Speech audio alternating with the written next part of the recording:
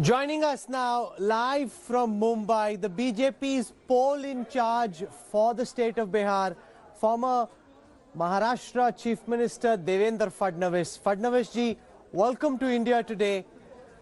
Congratulations on a hard-fought, bruising victory. जब आप लड़ाई के मैदान में थे बिहार में, क्या आपको लग रहा था कि 125 बनाम 110 इस तरह की टाइट फाइट होने वाली है, या आपको लग रहा था कि और आसानी से जीतेंगे आप?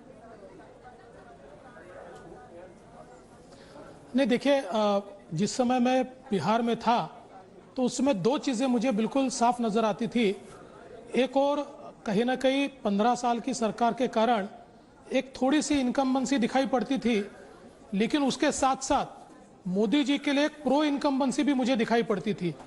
विशेष रूप से कोरोना के काल में, लॉकडाउन के काल में जिस प्रकार से मोदी जी ने गरीबों का ख्याल रखा, चाहे माइग्रेटरी लेबर हो, चाहे फिर वहाँ के बाढ़ पीड़ित हो या कोरोना ग्रसित हो, सबके घर तक छठ तक का अनाज पहुँचा, लोगों को अलग अलग प्रकार की सुविधाएं मिली, लोगों के खातों में पैसा गया।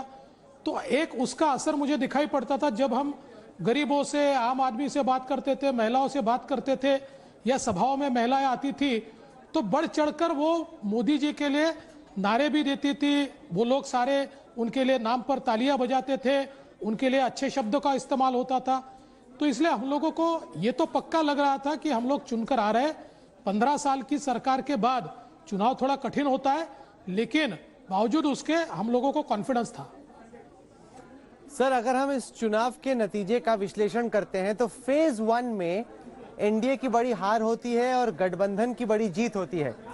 आप लोगों ने क्या मिड कोर्स करेक्शन किया फेज 1 का, जो आपको इंटरनल फीडबैक मिला उसके बाद, जिसके चलते फेज 2 में आप थोड़ा आगे निकले और फेज 3 आते आते आपने गठबंधन को अपने गढ़ में पूरा ध्वस्त कर दिया?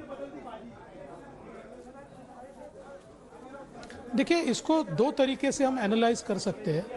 पहला तरीका यह है कि अगर हम फेज 1 की बात करें तो फेज 1 ये प्रीडोमिनेंटली आरजेडी का इलाका रहा है। आप अगर इतिहास भी देखें तो आरजेडी को हमेशा जब भी यश मिला है तो ये जो फेज 1 के जो जिले हैं या इलाके हैं, इन इलाकों में उनके कॉम्बिनेशन को हमेशा फायदा मिला है। लेकिन उसके बाद के जो फेजेस है, उन फेजेस के जो सीट्स है, उस पर हमको हमेशा फायदा मिला है। तो भले ही फेज 1 में उनको फायदा मिला, लेकिन फेज 2 के आते आते आदरणीय प्रधानमंत्री जी ने जो नैरेटिव दिया कि आपको डबल इंजन वाली सरकार चाहिए या डबल युवराज वाली, आपको जंगल राज चाहिए या फिर नीतीश जी का काम करने वाला राज चाहिए। और मुझे लगता है कि मोदी जी पर लोगों का विश्वास इतना है कि लोगों को ये याद आया कि भले ही आज तेजस्वी अपने माँ बाप की तस्वीर इस्तेमाल नहीं कर रहे हैं, लेकिन जिस दिन चुनकर आएंगे राज तो लालू जी का ही आएगा, राज तो वैसे ही आएगा। और उसके चलते ये जो नैरेटिव आदरणीय मोदी जी ने दिया था, इस पर लोगों ने पूरा यकीन करते हुए और उसको महसूस करते हुए लोगों ने हमको मतदान किया। मेरे पास महिलाओं के वोटिंग के आंकड़े हैं। Overall female turnout male turnout से 5% ज्यादा है। पहले फेज में केवल 1% ज्यादा, दूसरे में 6% ज्यादा और तीसरा आते आते 11% ज्यादा। और महिलाओं ने पुरुषों की तुलना में गठबंधन को कम वोट दिया और एनडीए को ज्यादा वोट दिया। क्या वजह रही कि महिलाओं ने इतना बढ़ चढ़कर एनडीए की वापसी पर दांव लगाई? देखिए, ये पहली बार नहीं हुआ। आप लोकसभा में भी देखेंगे तो लोकसभा में भी 3, 3.5, 4% तक महिलाओं ने ज्यादा मतदान किया था और वो एनडीए को किया था। मूल रूप से जैसा मैंने पहले ही बताया कि सबसे ज्यादा घर की चिंता महिलाओं को होती है। और जिस प्रकार से कोरोना के काल में लोगों तक अनाज पहुंचा और छठ तक का अनाज लोगों के घर पहुंचा, सबसे बड़ी लोगों के मन में जो चिंता होती है, कल मेरे घर में चूल्हा जलेगा कि नहीं, और ये चिंता पुरुष नहीं करता, ये चिंता महिलाएं करती है। तो महिलाओं को ये लगा कि हमारा कोई अभिभावक, हमारा कोई भाई, हमारे कोई पिता, हमारे कोई करीबी ये दिल्ली में बैठे हुए जो हमारे चिंता कर रहे हैं। और मुझे लगता है इसी एक कारण से, दूसरा जो माइग्रेटरी लेबर आते समय तो काफ़ी तकलीफ़ों का सामना भी उनको करना पड़ा, लेकिन बाद में जिस प्रकार से मोदी जी ने उनको संभाला, जिस प्रकार से प्रदेश की सरकार ने उनके लिए व्यवस्थाएं खड़ी की, तो इससे महिलाओं के मन में इस सरकार के प्रति एक भावना थी। और मोदी जी और नीतीश जी ये दोनों के प्रति महिलाओं के मन में एक बहुत बड़ी संवेदना है जो मुझे वोट में रूपांतरित होते हुए दिखाई पड़ी। जहां महिलाओं ने बढ़ चढ़कर वोट दिया, वहीं हम युवा वोट जो है उसमें देखते हैं कि काफी सेंध लगी। खासतौर से 18 साल से 25 साल के जो युवा हैं, उन्होंने गठबंधन को ज्यादा वोट दिया, एनडीए को कम। जो 50 साल से ऊपर के हैं, जिन्होंने जंगल राज को देखा, उन्होंने तो एनडीए को ज्यादा वोट दिया, गठबंधन को कम। लेकिन युवा का जो पूरा भरोसा है, वो ना मिलने की आपकी वजह से क्या वजह रही? क्या आपको लगता है जॉबलेसनेस, अनएम्प्लॉयमेंट, रोजगार ना होना, इंडस्ट्री ना होना, कहीं ना कहीं लोगों को लगा कि ये बड़ी प्रॉब्लम्स हैं जो कि 15 साल में नीतीश जी और बीजेपी जेडीयू की ये सरकार सॉल्व नहीं कर पाई? देखिए, एक नैरेटिव तैयार करने का प्रयास तो किया गया, पर मैं ऐसा नहीं मानता हूँ। युवाओं ने भी बहुत बढ़ चढ़कर हमको वोटिंग किया है। अगर युवा बढ़ चढ़कर हमको वोटिंग नहीं करते तो क्लियर मेजोरिटी हमको कभी नहीं मिलती, क्योंकि बिहार ऐसा प्रांत है जहाँ 58% लोग ये 25 साल से नीचे के हैं। और इसलिए ऐसे प्रांत में अगर युवा आपको वोट न करे तो आप चुनकर आ ही नहीं सकते। हाँ, ये जरूर है कि एक नैरेटिव तैयार करने की कोशिश की गई।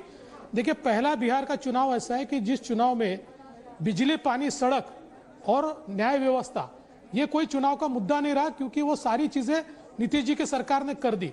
तो चुनाव का मुद्दा कहीं ना कहीं बेरोजगारी को बनाने का प्रयास किया गया और बिल्कुल खोखला और झूठा वादा उसके ऊपर एक प्रकार से आरजेडी की ओर से किया गया। लेकिन उस वादे के चलते भी युवाओं ने अंत में विश्वास ये मोदी जी पर, नीतीश जी पर ही दिखाया और उसी के कारण हम लोगों को इतनी सीटें मिली।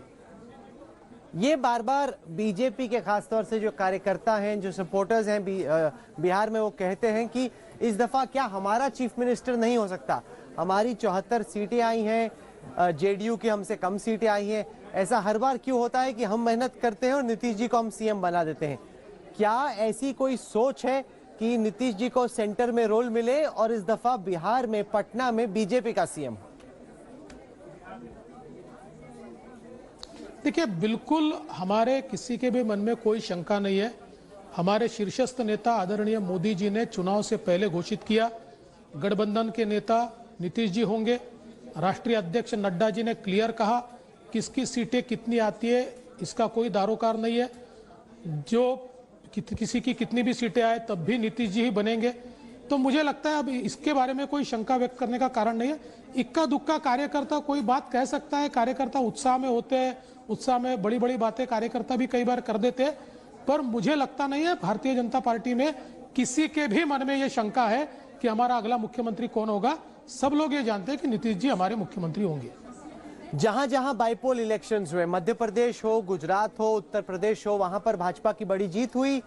बिहार में टफ फाइट थी, लेकिन एंड में बीजेपी जेडीयू की सरकार बन रही है। आपके हिसाब से इस जो मैंडेट का नेशनल इम्पैक्ट और नेशनल सिग्निफिकेंस क्या है? क्योंकि आर्थिक मंदी भी चल रही है, पेंडेमिक भी चल रही है, उसके बावजूद बीजेपी की इतनी बड़ी जीत आपके हिसाब से क्या दर्शाता है? इस देश के लोग कर्मयोग पर विश्वास रखते हैं।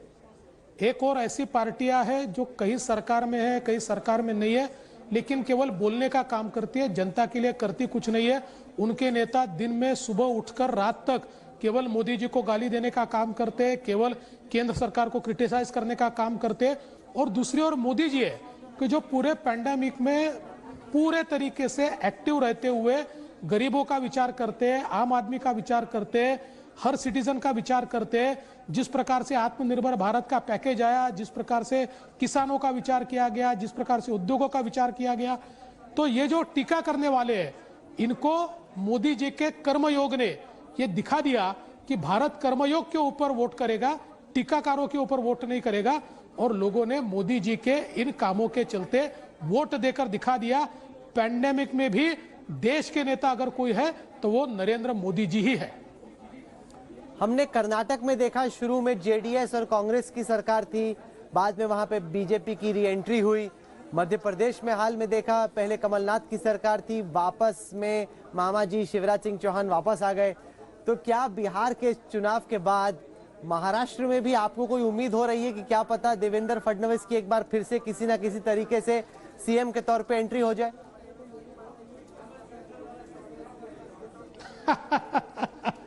देखिए, मैंने आपके ही चैनल पर इससे पहले भी कहा है कि जिस प्रकार की सरकार महाराष्ट्र में है, ऐसी सरकारें भारत के इतिहास में न कभी चली है न चलने वाली है।